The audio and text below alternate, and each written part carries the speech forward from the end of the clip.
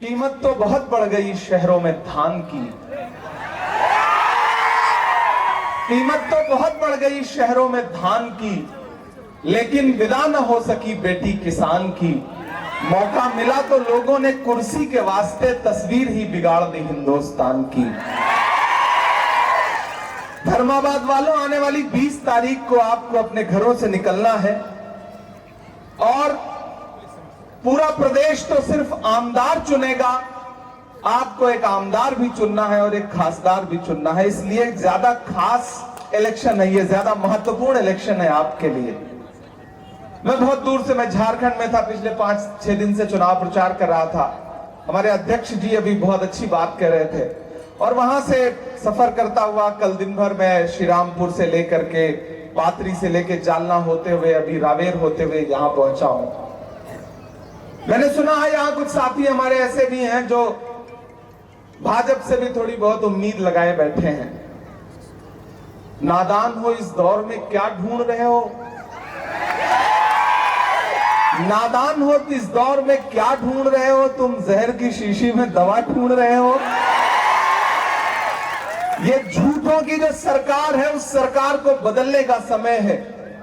याद करिए वो दिन जब कोरोना के दौरान पूरी दुनिया सांसें मांग रही थी, इलाज मांग रही थी, राशन मांग रही थी, और महाराष्ट्र में एक मजबूत सरकार उद्धव ठाकरे जी के नेतृत्व में महाविकास अघाड़ी की महाराष्ट्र को विकास के पथ पर ले जा रही थी। कोरोना में शानदार मैनेजमेंट के साथ लोगों का ख्याल रखा जा रहा था। ऐसे में कुछ धोखेबाज थे जो दूर बैठ करके दिल्ली में महाराष्ट्र की सरकार को गिराने की साजिशें रच रहे थे। वो कामयाब भी हुए, लेकिन उनको सुकून नहीं आया।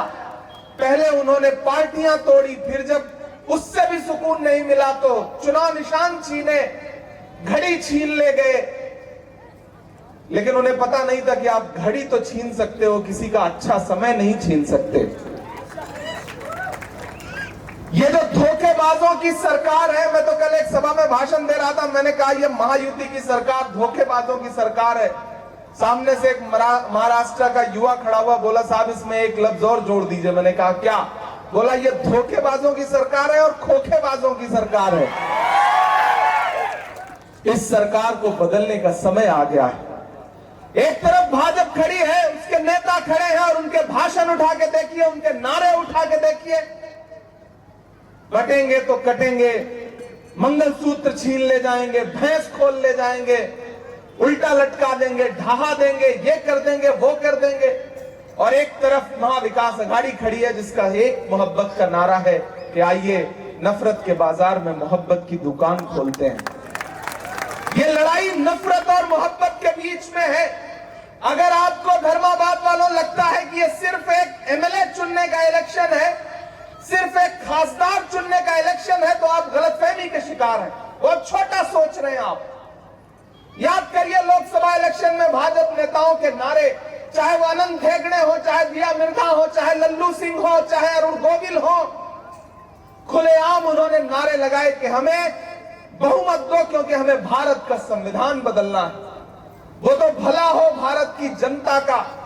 सैल्यूट करता हूं मैं देश की आवाम को जिसने 400 पार का नारा लगाने वालों को 240 पे लाके ऐसे पटका कि सांस लेना उनका दूभर हो गया। संविधान बदलने का ख्याल उनको दिल से निकालना पड़ा। ऐसा पटका 240 पे के बिना बैसाखी के उठ नहीं पाए। 2 बैसाखियां हैं, एक बिहार से और एक आंध्र प्रदेश से, एक चंद्रबाबू, एक नीतीश बाबू। कब कौन सी बैसाखी छिटकी? दिल्ली वाली सरकार की सांस अटकी। कभी भी हो सकता है। और जिस नांदेड़ पर पूरी ताकत झोंक दी थी भारतीय जनता पार्टी ने, मैं नांदेड़ की आवाम का शुक्रिया अदा करता हूं। मैं आया था लोकसभा चुनाव में कैंपेन के लिए और वसंतराव जी चौहान साहब यहां से जीत करके जब वो देश की पार्लियामेंट में पहुंचे थे तो पूरा देश आश्चर्यचकित था कि जीत कैसे गए, क्योंकि भाजपा की साजिशें तो बहुत बड़ी थी। लेकिन अफसोस, बिछड़ा वही सदा से कि रुत ही बदल गई, एक शख्स सारे शहर को वीरान कर गया। जिस दिन हम लोगों ने उनके देहांत की खबर सुनी, हमें भरोसा नहीं हुआ।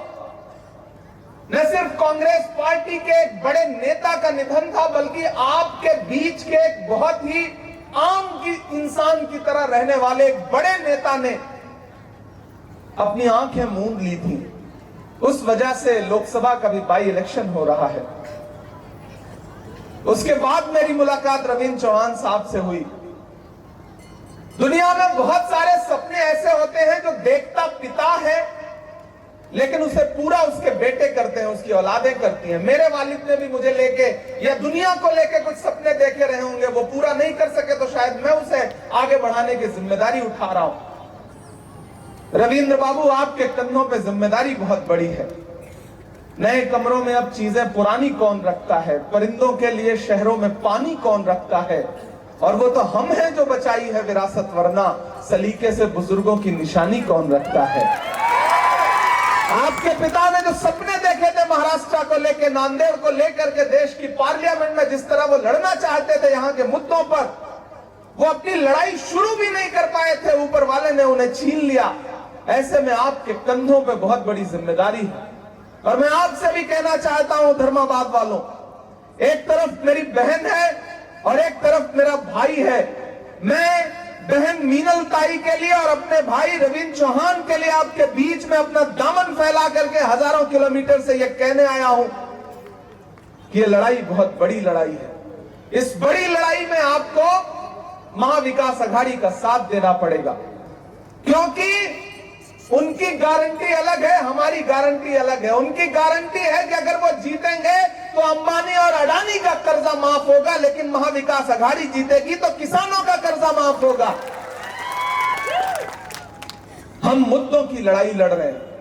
महान बादशाह सिकंदर ने जब यूनान फतेह किया, यूनान जीता, तो जीतने के बाद वो जीत का जश्न मनाने के लिए शहर की सड़कों पर निकला, तो उसने देखा कि पूरा शहर जश्न मना रहा है, लेकिन एक फकीर आदमी बेपरवाह होकर के सड़क के किनारे चादर तान के पेड़ के नीचे सो रहा है। सिकंदर को गुस्सा आया। सिकंदर अपने घोड़े से उतरा और उस सोते हुए फकीर के पास गया और गुस्से में उसे जोर की एक लात मार के कहा कि क्यों रे फकीर, मैंने शहर जीत लिया, लोग जश्न मना रहे हैं, तू सो रहा है। उस फकीर ने उन्हीं आंखों से सिकंदर की तरफ देखा और देख करके कहा कि शहर जीतना बादशाहों का काम है, लेकिन लात मारना गधे का काम है। बदलापुर से लेकर के बांद्रा तक कौन भूल सकता है महाराष्ट्र की बदहाल कानून व्यवस्था को? कौन भूल सकता है पुणे गैंग रेप को? यहां बड़ी तादाद में हमारी माएं बहनें बैठी हैं। भाजपा के नारों के झूठ के चक्कर में मत आइएगा। इन्होंने 2014 में नारा लगाया था, बहुत हुई महंगाई की मार, अब की बार मोदी सरकार। लगाया था कि नहीं लगाया था? फिर उस नारे का अंजाम क्या हुआ? जो पेट्रोल डीजल 58 रुपए लीटर था वो 100 के पास पहुंच गया। जो गैस सिलेंडर 400 का था वो 1000 के पार पहुंचा दिया। सुबह जब आप घर रसोई में गैस सिलेंडर जलाती हैं तो 5 बार सोचना पड़ता है कि महीने भर ये गैस सिलेंडर चलेगा कि नहीं चलेगा। आप जब सुबह सब्जी बनाने के लिए कढ़ाई में तेल डालती हैं तो जो तेल 70 रुपए लीटर था वो 200 रुपए के पार पहुंचा दिया रसोई का तेल। और ये नारा लगाते हैं बहुत ही महंगाई की मार, अब की बार मोदी सरकार। अध्यक्ष महोदय, एक दिन भाजपा के नेता भाषण दे रहे थे पार्लियामेंट में कि हम महंगाई कम करेंगे, हम गरीबों के हिमायती हैं। मैं खड़ा हुआ, मैंने कहा आपको कोई अधिकार नहीं है बोलने का गरीबी और महंगाई पर, क्योंकि आप वो लोग हैं कि आपकी सरकारें फिल्में टैक्स फ्री करती हैं और कफन पर जीएसटी लेती हैं, कफन पर टैक्स लेती हैं। आपको शर्म आनी चाहिए। तो इन भाजपा के नेताओं के झूठ के चक्कर में बिल्कुल मत आइएगा। इन्होंने नारा लगाया था बेटी बचाओ बेटी पढ़ाओ, 2014 में नारा लगाया था मोदी जी ने, याद है आपको? और फिर उसका परिणाम क्या हुआ कि हाथरस में एक दलित बिटिया के साथ बलात्कार हुआ और उसकी लाश को रात के 2 बजे पुलिस ने बिना परिवार की मर्जी के जला दिया ताकि सबूत मिट सके। इन्होंने नारा लगाया था बेटी बचाओ बेटी पढ़ाओ, लेकिन ओलंपिक मेडल लाने वाली बेटियां दिल्ली के जंतर मंतर पर जब इंसाफ मांगने के लिए बैठी तो मोदी जी की पुलिस ने उन बेटियों को सड़क पर किस बेशर्मी के साथ घसीटा था, पूरा देश जानता है। मोदी जी ने नारा लगाया बेटी बचाओ बेटी पढ़ाओ और लाल किले की दीवारों पे खड़े होकर 15 अगस्त को भाषण दिया महिला सशक्तिकरण पे। वो भाषण देने के महज 2 घंटे गुजरात में बिल्किस के बलात्कारी जो सजा काट रहे थे न सिर्फ रिहा किए गए बल्कि उन्हें मालाएं पहनाई भाजपा के नेताओं ने। महाराष्ट्र अपनी अस्मिता की लड़ाई लड़ रहा है। मेरा सौभाग्य है कि मैं राज्यसभा में महाराष्ट्र का प्रतिनिधित्व करता हूं।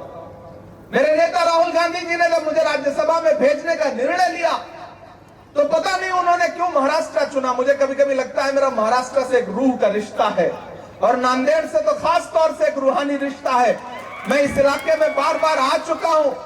अब मैं वहां आपकी नुमाइंदगी करता हूं, आपका प्रतिनिधित्व करता हूं और आपको यह भरोसा भी दिलाता हूं कि राहुल जी के जो उसूल हैं, मोहब्बत की दुकान, हम उसके अगुआ हैं, हम लोग उसको लेके आगे बढ़ेंगे। ये नांदेड़ गवाह है कि जब भारत जोड़ो यात्रा यहां से गुजरी थी, आप सबने देखा होगा राहुल गांधी किस तरह से 4000 किलोमीटर चले पैदल, कन्याकुमारी से कश्मीर तक सिर्फ एक नारा लगाया, नफरत छोड़ो भारत जोड़ो। एक तरफ उनके नारे सुनिए और एक तरफ महाविकास अघाड़ी के नारे सुनिए। इनसे बर्दाश्त नहीं हो रहा है कि महाराष्ट्र अपनी अस्मिता के लिए कैसे लड़े। ये चाहते हैं कि महाराष्ट्र को गुजरात में बैठकर रिमोट से कंट्रोल किया जाए या दिल्ली में बैठ करके महाराष्ट्र के नेताओं को यह कहा जाए कि जब दिल्ली चाहे तब उठो, जब दिल्ली चाहे तब बैठो। इसके खिलाफ बगावत करिए, तानाशाही के खिलाफ बगावत करिए। कल जिस तरह से उद्धव ठाकरे साहब का बैग चेक किया गया है, वो अपमानित करने का जो प्रयास किया गया है आने वाली 20 तारीख को, उसका भी बदला लीजिए, क्योंकि ये तानाशाही से देश चलाना चाहते हैं और हम डॉक्टर बाबा साहब अंबेडकर के संविधान से चलाना चाहते हैं। महाराष्ट्र कभी दिल्ली के सामने नहीं झुकेगा। ये वीर शिवाजी महाराज और डॉक्टर बाबा साहब अंबेडकर की धरती है। ये किसी दिल्ली या किसी गुजरात के हाकिम के सामने नहीं झुकेगी, ये हमें पूरा विश्वास है। समय कम है, क्योंकि मुझे जाना भी है, अभी इसके बाद 2 सभाएं और अटेंड करनी है। लेकिन मैं आपसे ये कहने आया हूं, पहले तो रविंद्र चौहान जी आपके अपने हैं, पिता के छोड़े गए तमाम काम इनको पूरे कर लें। और जिस तरह से इनके सर से पिता का साया छिना है, पिता नहीं रह गए, मुझे लगता है उसके बाद इनको वोट मांगने के लिए अगर आपके बीच में जाना पड़ा तो वसंतराव चौहान जी का और आपका जो रिश्ता था उस रिश्ते का अपमान होगा। आपको खुद आगे बढ़ के कहना चाहिए कि रवींद्र बाबू, आप हमारे भाई हैं, आप हमारे बेटे हैं, आप हमारे परिवार का हिस्सा हैं।